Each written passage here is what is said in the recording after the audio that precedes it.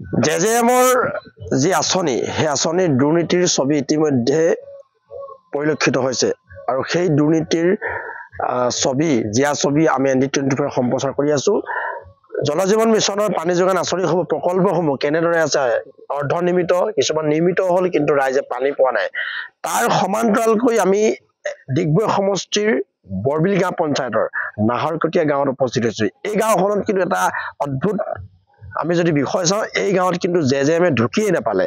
এই গাঁৱত চৰকাৰৰ যি অভিলাষী আঁচনি ঘৰ ঘৰ নল ঘৰ ঘৰ জল, ঘৰ ঘৰ নলো নাই, জলটো বাদে ইয়াত নলেই নবহিলে। ইয়াত জেজেএমৰ যি প্ৰকল্প পানী যোগান যি আঁচনি সেই আঁচনি ইয়াত ঢুকি নাপালে। তাৰ সমান্তৰালকৈ এই গাঁওখন দেখাইছো এখন হাতী খোৱা ৰাইজৰ গাঁও। এইখন সম্পূৰ্ণ এখন গাঁৱৰ সমাজ ব্যৱস্থাৰ মাজত চলি থকা এখন গাঁও বৰবিল গাঁও পঞ্চায়তৰ অন্তৰ্গত বালিজান নাহৰকটীয়া গাঁও। এই গাঁৱৰ ৰাইজে কিন্তু বৰ্তমান সময়ত চৰকাৰৰ অভিলাষী যিসমূহ আঁচনিসমূহ কিন্তু ঢুকি পোৱা নাই। আৰু বৰ্তমান যদি আমি এবাৰ চাওঁ, এই গাঁওখনত এবাৰ যিসমূহ জেজেএমে হওক চৰকাৰী আৱাস যোজনাৰ ঘৰেই হওক, কিন্তু এই যিবোৰ আঁচনিসমূহ কিন্তু ঢুকি পোৱা নাই। পোনে পোনে গাঁৱৰ যুৱক আছে, তেওঁৰ ওচৰলৈ যাম। জেজেএমৰ যি দুৰ্নীতি ছবি ইতিমধ্যে সামাজিক মাধ্যম সংবাদ মাধ্যম প্ৰচাৰ হৈ আছে, কিন্তু আপোনালোকৰ গাঁওখনত কিন্তু জেজেএমে ঢুকিয়ে নাপালে।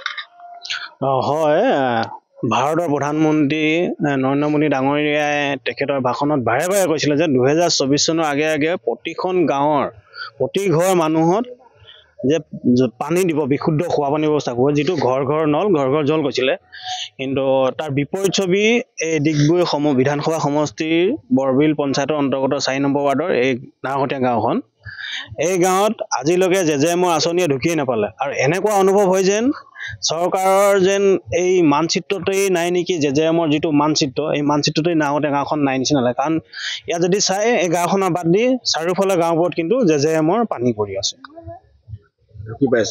জেজেএমৰ পানী পাই আছে, কিন্তু মাজতে এই গাঁওখন নাপায়। কিন্তু কাৰণটো এতিয়া এইটো সাধাৰণতে আমিতো আৰু বিভাগীয় কৰ্তৃপক্ষ বা কোনো দায়িত্বত থকা বা পদবীত থকা বিষয়ববীয়া নহয় বা জনপ্ৰতিনিধি নহয়। কিন্তু কথাটো হ'ল এনেকুৱা হ'ল, যদি চাই এইখন গাঁৱৰ পৰাই জনপ্ৰতিনিধিও আছে, ৰাইজে নিৰ্বাচিত কৰিছে ৰাইজৰ কাম কৰিবৰ কাৰণে। যিটো সময়ত চৰকাৰৰ পৰা জল জীৱন মিছন আঁচনি আৰম্ভ হৈছে, সেই সময়তো নহ'লে এইখন গাঁৱত আজিকালি জনপ্ৰতিনিধিও অহা যোৱা কৰে, জনপ্ৰতিনিধিৰ চকুতো নপৰিলে। এতিয়া তেওঁলোকৰ হেমাহি এনে দুৰ্নীতি এনে কিবা আক্ৰোশমূলকভাৱে আছে নাজানো, কিন্তু গাঁওখনৰ প্ৰতি গাঁওখনত কিন্তু নাহৰকটীয়া গাঁৱৰ চাৰিওফালে চাব আপুনি, ইয়াৰ পৰা যদি পশ্চিম ফালেও যায় তাতো কিন্তু জল জীৱন মিছন আঁচনি আছে, পূবলৈ গ'লেও পাব। কিন্তু এই মাজতে এই গাঁওখন থাকি গৈছে। এইটো এতিয়া আমিতো জনপ্ৰতিনিধি আক্ৰোশমূলক বুলিয়ে ভাবিব লাগিব, তেওঁলোকে হয়তো ইয়াত দিয়াৰ কোনো মানসিকতা কৰা নাই, সেইকাৰণে গাঁওখনত আমি নাই পৰা বুলি ভাবিব লাগিব জল জীৱন মিছনৰ আঁচনি। প্ৰধানমন্ত্ৰীৰ যি আঁচনি বা অসম চৰকাৰৰ যি আঁচনি এই গাঁওখন ঢুকি পোৱা নাই। ইয়াৰ ওচৰে পাজৰে যিখিনি গাঁও আছে, গাঁওসমূহত জল জীৱন মিছনৰ প্ৰকল্প স্থাপিত হৈছে। কিন্তু ইয়াৰ মাজত আমি ক'ব জল জীৱন মিছনৰ যিবোৰ প্ৰকল্প, জল জীৱন মিছনৰ যি আঁচনি, সেই আঁচনিবোৰ কিন্তু ৰূপায়ণ হৈছে। বিল্ডিং বনাইছে, টেংক বনাইছে, ঘৰে ঘৰে পাইপ লগোৱা হৈছে, কিন্তু পানী পোৱা নাই ৰাইজে। ইয়াৰ কেইবাটাও আমি যদি সৌসিদিনা আমি বৰবিল 3 নং বৰবিলৰ জল জীৱন প্ৰকল্পৰ ছবি ইতিমধ্যে ND24 দৰ্শকসকলক দাঙি ধৰিছো। সেই দৰ্শকসমূহৰ কিন্তু আমি যদি চাওঁ, সেই লোকসকল এই স্থানৰ প্ৰকল্প কিন্তু পানী ওলোৱা নাই। এখন গাঁৱৰ ছবি পুনৰ কেইবা বছৰ দেখাব নোৱাৰিছো। এইখন গাঁও আচলতে ইয়াত যদি আমি চাওঁ, বৰ্তমান সময়ত দমকলৰ পানীয়ে তেওঁলোকে টিউবৱেল ব্যৱহাৰ কৰি দমকলৰ পানী তেওঁলোকে খাবলৈ উপযোগী কৰি লৈ ফিল্টাৰ যোগেদি, কিন্তু ইয়াত যথেষ্ট আইৰণ। এই অঞ্চলটো যিহেতু অইল অধ্যুষিত এলেকা, ইয়াত পানীৰ আইৰণৰ মাত্ৰাটো অধিক। তাৰপিছতো কিন্তু জনপ্ৰতিনিধিৰ চকু কিয় এইখন গাঁৱত নপৰিলে এটা প্ৰশ্ন হৈ উঠিছে। জেজেএমৰ যদি আমি কথা কওঁ, জেজেএমৰ দুৰ্নীতি ছবি ইতিমধ্যে ফাদিল হৈছে।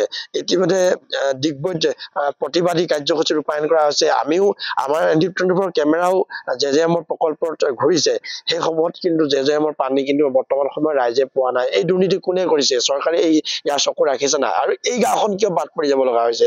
কিবা ৰাজনৈতিক ষড়যন্ত্ৰ কিবা আছে যদি এই এই গাঁৱৰ গঞাসকল এওঁলোকো এজন নাগৰিক এওঁলোকো এজন ভোটাৰ এওঁলোকৰ অধিকাৰ আছে মৌলিক অধিকাৰ আছে কিন্তু এই মৌলিক অধিকাৰবোৰৰ পৰা কিয় এওঁলোক বঞ্চিত হ'ব লগা হৈছে এটা লাখটকীয়া প্ৰশ্ন হৈছে আৰু এই সাম্প্ৰতিক বিষয়টোত ডিগবৈ সমষ্টিৰ বিধায়ক সুৰেন ফুকনে কোনোবা ব্যৱস্থা গ্ৰহণ কৰিবলৈ বৰবিল গাঁও পঞ্চায়ত যিটো নৱনিৰ্বাচিত যি সভানেত্ৰী আছে বিষয়ববীয়াসকল আছে তেওঁলোকে আচলতে সৰজমিন তদন্ত কৰিব নে নকৰে এই গাঁৱৰ ৰাইজে যিহেতু জনপ্ৰতিনিধি জিকাই পঠিয়াইছে পঞ্চায়তী ৰাজ ব্যৱস্থাই হওক বিধানসভাতে হওক এওঁলোকৰ সমস্যাবোৰ সমাধান কৰাৰ ক্ষেত্ৰত কিয় মাহিয়াৰ চকুৰে চোৱা হৈছে এটা প্ৰশ্ন এটা উত্থাপিত হৈছে জেজেএমৰ আঁচনিয়ে বা অভিলাষী যিবোৰ আঁচনি আছে চৰকাৰৰ সেই আঁচনিবোৰে কিয় বালিজান নাহৰকটীয়া গাঁৱৰ ৰাইজক ঢুকি পোৱা নাই